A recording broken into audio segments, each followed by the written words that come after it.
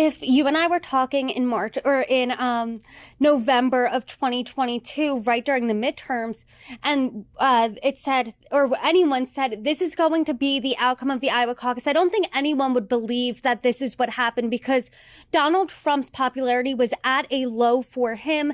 Everyone blamed him for the red wave that did not happen. Governor Ron DeSantis was touted as the future of the Republican Party. Now he's bypassing New Hampshire for the primary next week, going straight to South Carolina. What do you think of that? It just tells me his everything that's happened since yesterday to right now just tells me that he knows his campaign is over. If he's not going to go to, if he thinks that New Hampshire is a lost cause, which it is, South Carolina is even more of a lost cause. So really the only thing that I think is going to happen with Ron DeSantis in South Carolina is that he's going to suspend his campaign. When you get on a stage after coming in a distant second place at the Iowa caucus and you're just glad to be there, that tells me that he knows that his campaign is over. They put all of their eggs in the Iowa basket. Now they're bypassing New Hampshire, going to South Carolina, where Nikki Haley and Donald Trump are really going to be the top two that voters will consider.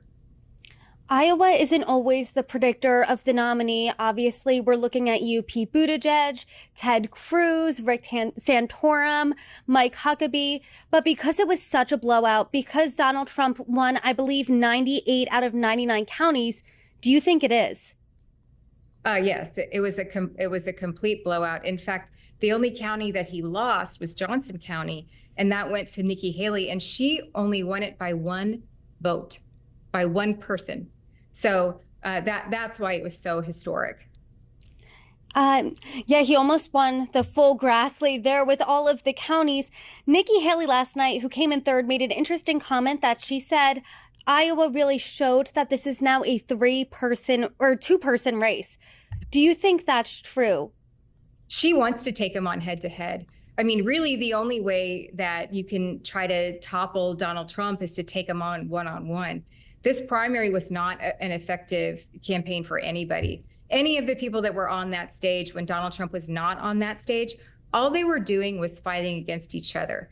And, it turns out that fighting against each other and not attacking the front runner is not a good strategy.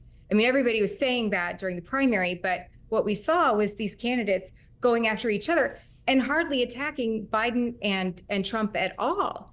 So that's why I think that the Trump alternative that never happened, it was so disappointing to those people who were, looking for somebody to say, hey, I can be the next president. I can be as tough as Donald Trump. I can take the fight to the bad guys and win just like Trump does, but I can be more likable.